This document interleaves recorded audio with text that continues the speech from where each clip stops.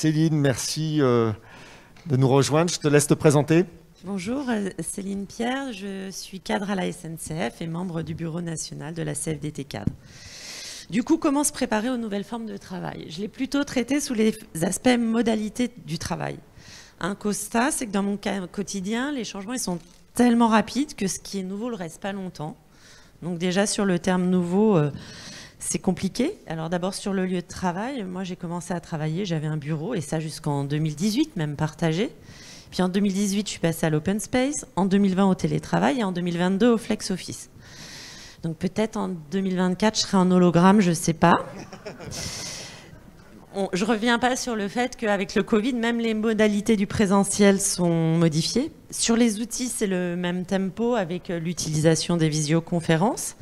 Alors si vous ne pouvez pas assister à toutes vos réunions en même temps, il y a un truc merveilleux, c'est qu'on enregistre les réunions et vous pouvez les revoir en streaming. Et alors moi, le streaming, c'est la chose que je fais le soir quand j'ai du temps pour moi. Mais aller voir des vidéos de réunions que j'ai pas eu le temps de faire la journée en soirée, j'ai du mal avec ce concept. Autre outil, moi j'ai commencé, il y avait des courriers, c'était en 2000. Alors on est passé au mail, là, bon j'ai maîtrisé.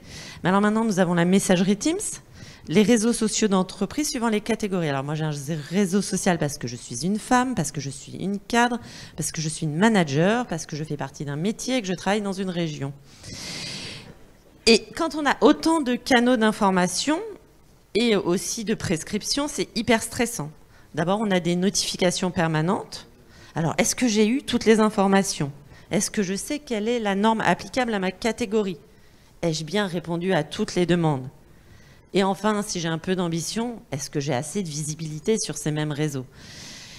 Et rien que ça rend fou. Alors là, c'était un peu les exemples très pratiques. Et donc, quels sont les impacts de ces exemples?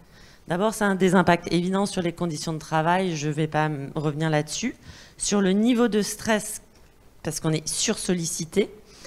Et ça a deux autres impacts sur lesquels je vais un peu plus développer, parce que c'est moins évident. D'abord sur les relations humaines et managériales. Dans la relation entre le collègue et le manager. Alors d'abord, il y a quand même des gens de bonne foi. Donc, comment prendre soin de son collaborateur ou de ses collègues à distance? Pour certains, c'est un vrai problème. Et finalement, on sent qu'il y a quand même une adaptation, une sensibilité. Et pour les gens qui sont vraiment volontaires, même s'ils n'ont pas les outils, ils se bidouillent et on trouve des solutions. Mais le vrai problème, c'est pour les collègues ou les managers qui ne veulent pas voir. Parce que l'excuse, elle est trop belle.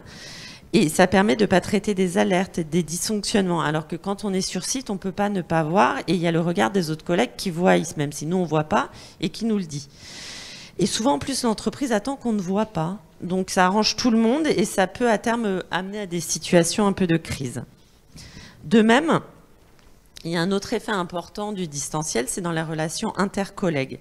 Le fait de ne pas se voir, de ne pas partager d'espace de travail, ça réduit la solidarité informelle entre collègues. Par exemple, moi, de façon très concrète, dans les différentes évolutions spatiales du travail, les gens, ils étaient vent debout contre l'open space en 2018. Là, on leur dit flex office, zéro discussion.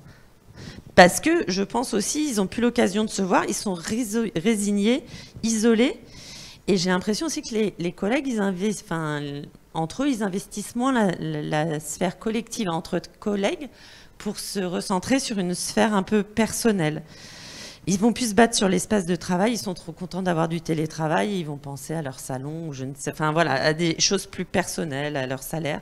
Et il y a moins de discussions autour de ces affaires de collectif de travail. Dans les relations syndicales aussi, ça pose un vrai problème, parce que quel militantisme à distance quand c'est difficile d'avoir du contact avec les salariés. Et comme l'a dit Laurent Berger, un mail ne fait pas le contact et la conviction. Enfin, le télétravail, ça renforce fortement les inégalités en fonction de la dimension du domicile et de la situation familiale.